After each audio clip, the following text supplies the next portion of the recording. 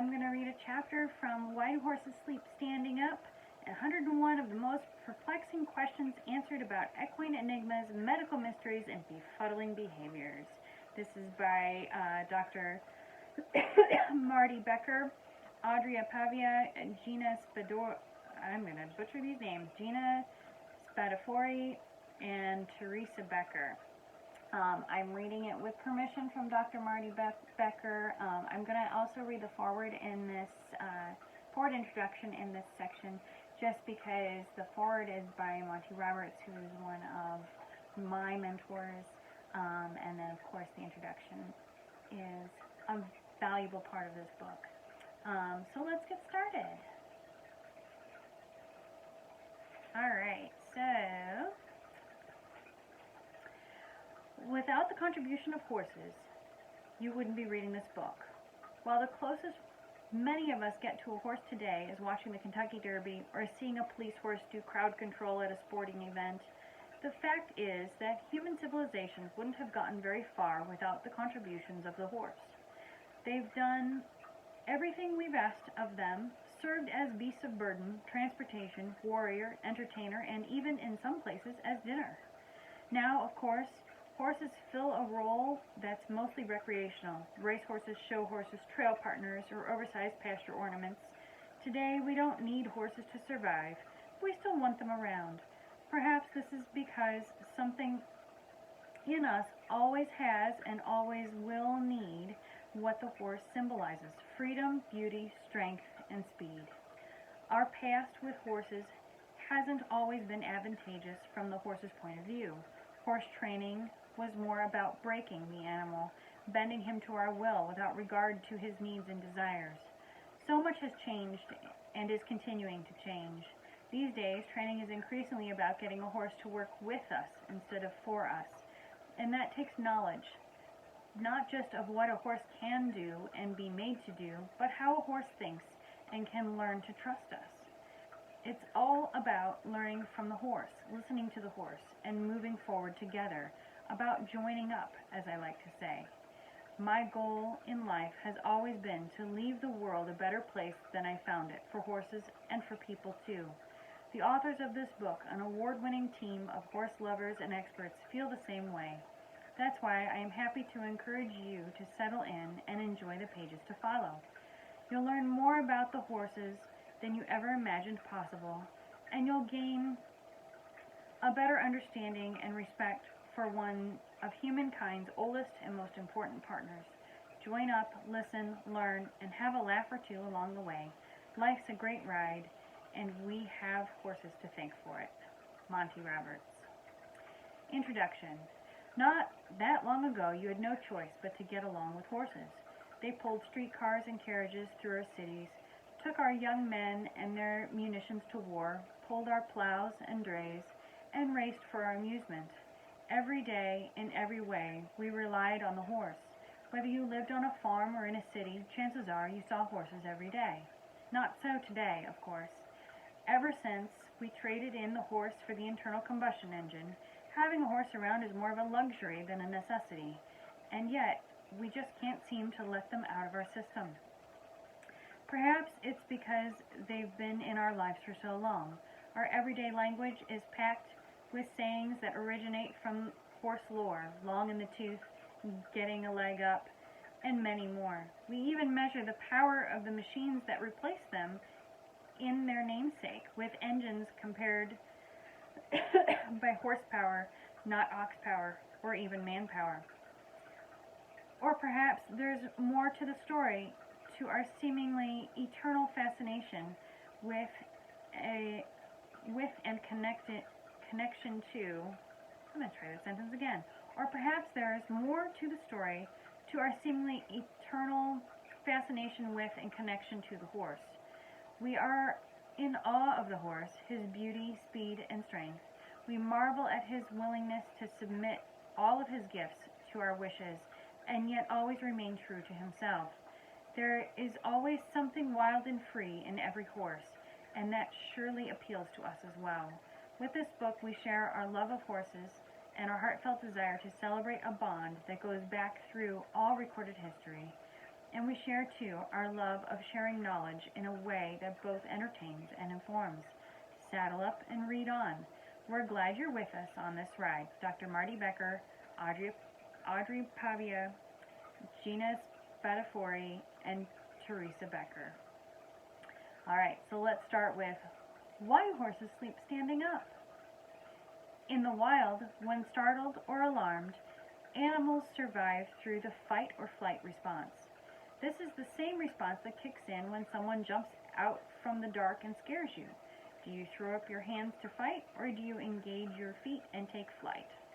Humans, who have been called the ultimate predators, often fight.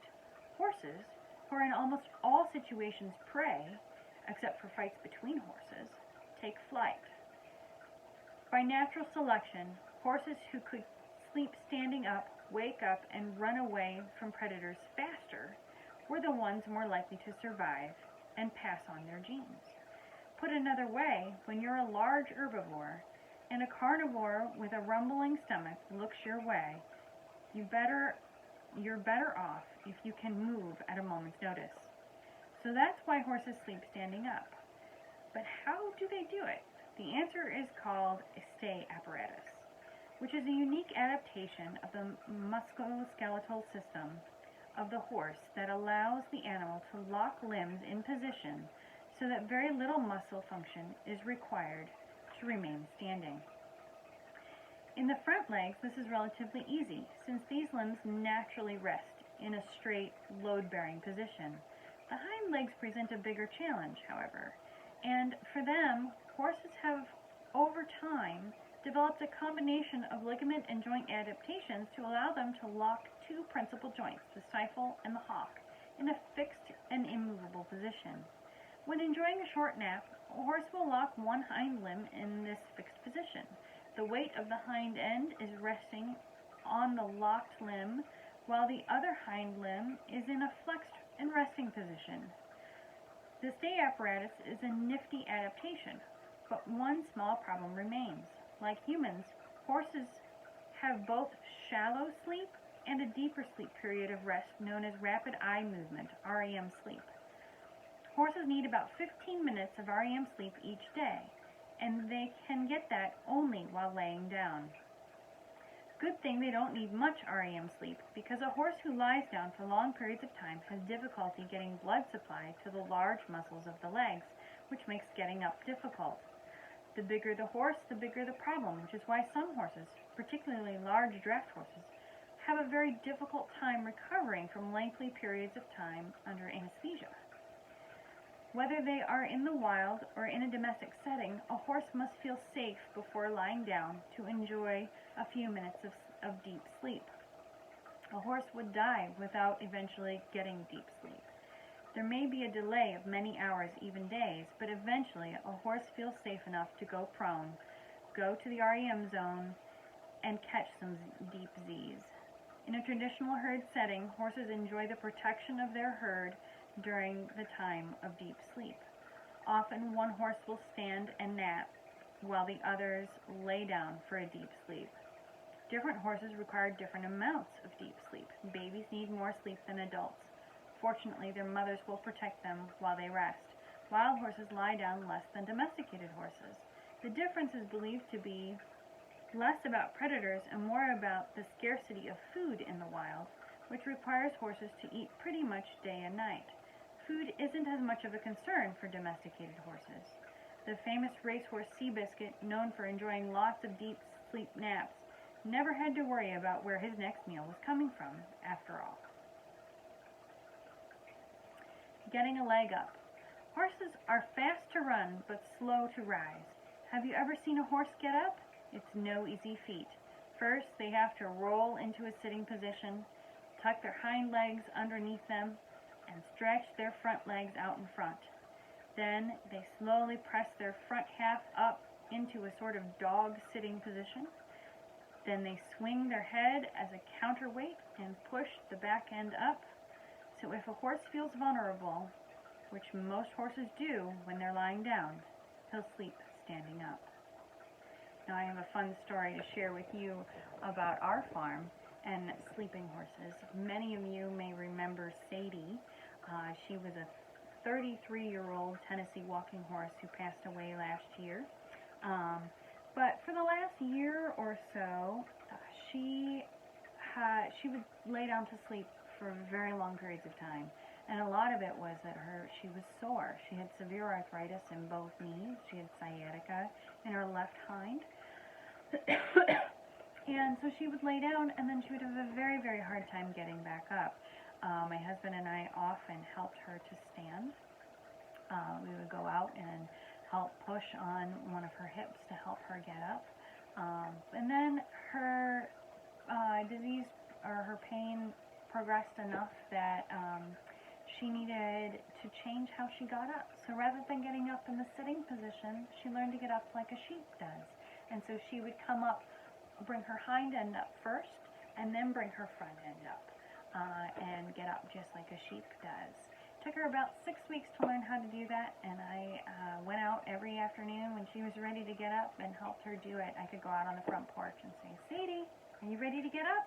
And she would pick up her head and look at me if she was, and if not, she would ignore me. So she was fond memories, and very sweet of her to work with me, and she was determined to give us that extra year of time or so, and she did finally pass peacefully, and although she was not in her sleep, but we certainly miss her. So another fun story about sleeping is watching our herd. We have 25 horses on our property, and if you go out and watch them, they all live as a single herd, and they do take turns sleeping, getting their REM sleep and dozing, and the others watch over them. The first time my husband experienced it, since he's not a horse person, he panicked. He called me. I wasn't on the farm. He called me one day and he goes, "Oh my gosh, 3 horses are laying down all at the same time. Something must be wrong." Because to most people, horses don't lay down to sleep. And as soon as he told me 3 of them were laying down, I knew we were fine. No, it's nap time. Somebody's standing, watching over the 3 that are laying down, I'm sure.